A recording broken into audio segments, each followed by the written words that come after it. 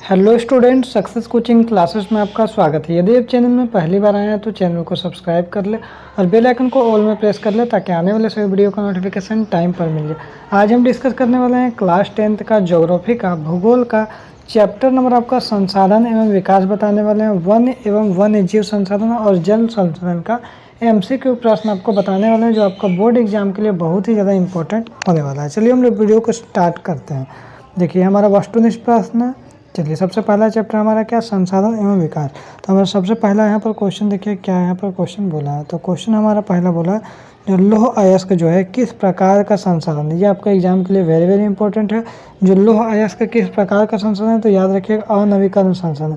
तो सबसे पहले आपको ये समझना होगा नवीकरण संसाधन क्या है। ऐसा संसाधन जिसको हम लोग बार बार हम लोग उपयोग कर सकते हैं और कभी भी समाप्त नहीं होता, उसको हम लोग क्या बोलते हैं, नवीकरण संसाधन बोलते हैं। जैसे आपको सौर ऊर्जा, सूर्य का रोशनी, पवन ऊर्जा, हवा। लेकिन क्या अनवीकरणीय योग्य संसाधन क्या होता है, ऐसा संसाधन जिसका एक बार आप प्रयोग करिएगा तो खत्म हो जाएगा, तो उसको बनने में लाखों करोड़ साल लगता है। उसको बार बार हम लोग एक बार प्रयोग करने के बाद, समाप्त होने के बाद बार बार हम उसको प्रयोग नहीं कर सकते। जैसे हमारा कोयला, पेट्रोल, लौह अयस्क सब क्या हो जाएगा, अनवीकरणीय संसाधन हो जाएगा। दूसरा क्वेश्चन क्या बोल रहा है, ज्वार ऊर्जा निम्नलिखित में से किस प्रकार का संसाधन नहीं है। तो याद रखिएगा पुनः पूर्ति योग्य जो है ना, ये आपका संसाधन नहीं है। ठीक है ना। आगे देखते हैं क्वेश्चन नंबर 3 क्या बोल रहा है। बोल रहा पंजाब में भूमि निम्नीकरण का निम्नलिखित में से मुख्य कारण, सबसे मेन कारण क्या है। तो याद रखिएगा अति सिंचाई। जो पंजाब जो है, पंजाब भूमि निम्नीकरण, जो भूमि जो कमी आता है उसमें सबसे मेन कारण क्या बोला गया, तो अति सिंचाई या अधिक सिंचाई बोला जाए। आगे देखते हैं क्वेश्चन नंबर 4 में मोस्ट इंपॉर्टेंट क्वेश्चन है, निम्नलिखित में से किस प्रांत में सीढ़ीदार या सोपानी खेती की जाती है। बहुत ज़्यादा इंपॉर्टेंट है एग्जाम के दृष्टिकोण से।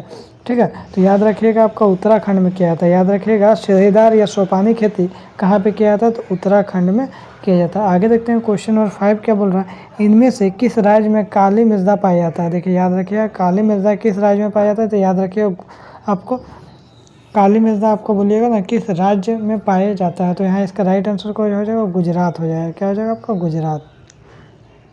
ठीक है, इसका राइट आंसर यहाँ पर गुजरात हो जाएगा। ठीक है, तो देखिए इसका आंसर हम लोग क्या देखें, गुजरात देखें। और यहाँ पर देखिए जो काली मृदा जो मुख्य रूप से पाई जाती है गुजरात, तो इसका आंसर हो ही सकता है। उसके बाद महाराष्ट्र भी इसका आंसर हो सकता है। याद रखिएगा महाराष्ट्र मुख्य रूप से काली मिट्टी कहाँ पाई जाती है।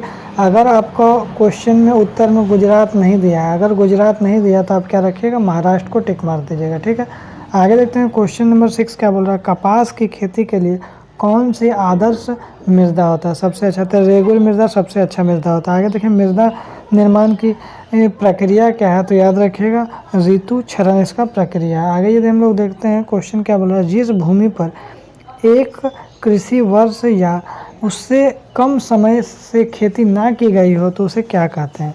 मतलब अगर कोई भूमि पर एक कृषि वर्ष या उससे कम समय पर खेती ना की गई हो तो हम लोग क्या बोलते हैं, चालू प्रति, क्या बोलते हैं, चालू प्रति भूमि बोलते हैं। आगे यदि हम लोग देखते हैं, हमारे पास हर व्यक्ति की आवश्यकता की पूर्ति के लिए बहुत कुछ है लेकिन किसी के लालच की संतुष्टि के लिए नहीं। यह कथन किसने कहा है। तो याद रखिएगा महात्मा गांधी ने कहा। मोस्ट इंपॉर्टेंट क्वेश्चन एग्जाम के लिए। आगे देखते हैं बोल रहा जिस संसाधन का सर्वेक्षण हो चुका है और उसका उपयोग ही गुणवत्ता और मात्रा ज्ञात है उसे हम लोग क्या बोलते हैं। तो याद रखिएगा संभावित संसाधन बोलते हैं, इसकी मात्रा ज्ञात हो चुका। आगे देखिए क्या बोल रहा, प्रथम अंतर्राष्ट्रीय पृथ्वी सम्मेलन कहाँ पे हुआ था। तो याद रखिएगा प्रथम अंतर्राष्ट्रीय जो पृथ्वी सम्मेलन कहाँ हुआ था, रियो डी जेनेरो में हुआ था। आगे यदि देखते हैं भारत में सबसे विस्तृत धरातलीय रूप कौन सा है। तो याद रखिएगा मैदान हो जाएगा। आगे यदि हम लोग देखते हैं क्वेश्चन नंबर 13 क्या बोला, वह संसाधन जो किसी प्रदेश में विद्यमान तो है, किसी प्रदेश में है लेकिन इसका उपयोग अभी तक हम लोग किया गया नहीं है, उसका उपयोग हम लोग नहीं किए तो क्या बोलेगा, संभावित संसाधन हो जाएगा। भारत में सबसे विस्तृत भाग में मिलने वाली मिट्टी कौन सा है। तो याद रखिएगा जलोढ़ मिट्टी हो जाएगा। आगे देखिए भारत में सबसे पुरानी जलोढ़ को क्या बोलते हैं। तो याद रखिए हम लोग बांगर बोलते हैं, नई को हम लोग क्या बोलते हैं, खादर बोलते हैं। अब देखिए यहाँ पर क्वेश्चन नंबर जो चैप्टर नंबर 2 के आगे वन एवं वन्य जीव संसाधन आ गया। ठीक है, तो पेरियार व्याघ्र परियोजना कहाँ पे है। तो याद रखिए केरल में।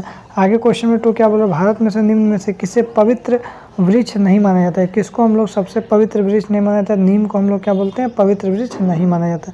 आगे देखिए निम्न में से कौन सा स्थानिक प्रजाति, ये भी क्वेश्चन इंपॉर्टेंट है। तो याद रखिए निकोबारी जो कबूतर है वो क्या हो जाएगा, स्थानिक प्रजाति हो जाएगा। आगे यदि देखते हैं बॉक्सा टाइगर रिजर्व किस कारण से खतरे में है, तो याद रखिएगा आपको खनन के कारण से खतरे में। आगे देखिए भारत में सबसे अधिक वन क्षेत्रफल किस राज्य में है, तो याद रखिएगा एमपी में सबसे ज़्यादा आपको वन क्षेत्रों में, यदि बोलिएगा वन जो सबसे ज़्यादा किस राज्य में है, तो एमपी मध्य प्रदेश में। आगे देख सकते हैं भारत में सबसे अधिक वन क्षेत्रफल प्रतिशत किस राज्य में, प्रतिशत पूछेगा तो याद रखिएगा मिजोरम में हो जाएगा। आगे देखिए भारत में सबसे अधिक रक्षित वन क्षेत्रफल किस राज्य में है, तो याद रखिए केरल में। चिपको आंदोलन संबंधित किससे, मोस्ट इंपोर्टेंट क्वेश्चन एग्जाम के लिए, तो याद रखिएगा इसको हम लोग क्या बोलेंगे, वन संरक्षण, वन बचाव से इसका संबंधित है। आगे हम लोग देखते हैं बीज बचाओ किसान आंदोलन कहाँ शुरू हुआ था, तो याद रखिएगा टेहरी में शुरू हुआ था। बीज बचाओ किसान आंदोलन कहाँ शुरू हुआ था, टेहरी में हुआ था। आगे देखते हैं भारत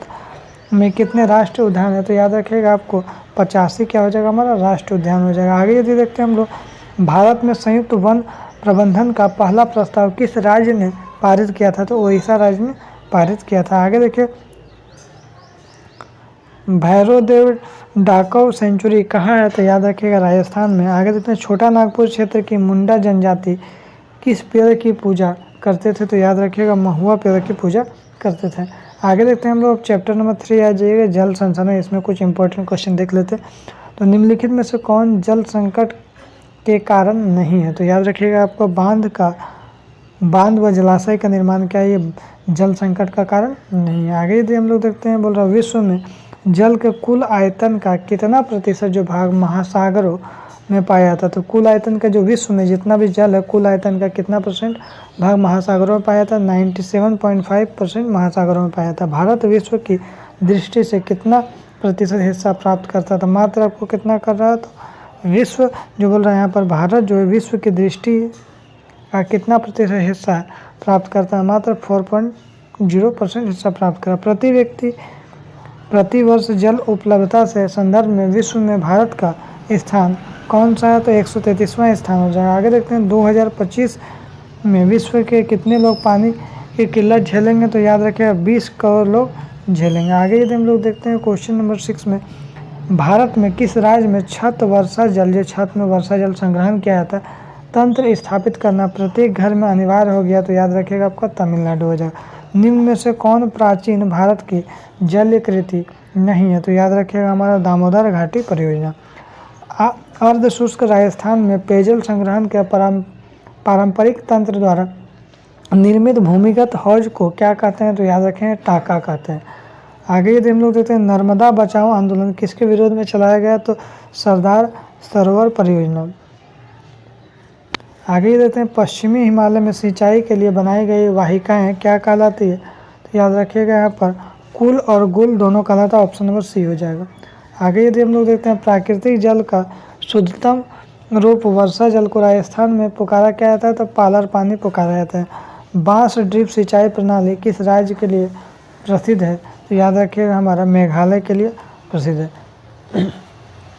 तो यदि आपको वीडियो अच्छा लगे तो लाइक करिएगा, शेयर करिएगा, अगर चैनल में नए हैं तो चैनल को सब्सक्राइब जरूर करिएगा। फिर मिलते हैं नेक्स्ट वीडियो में। Thank you so much.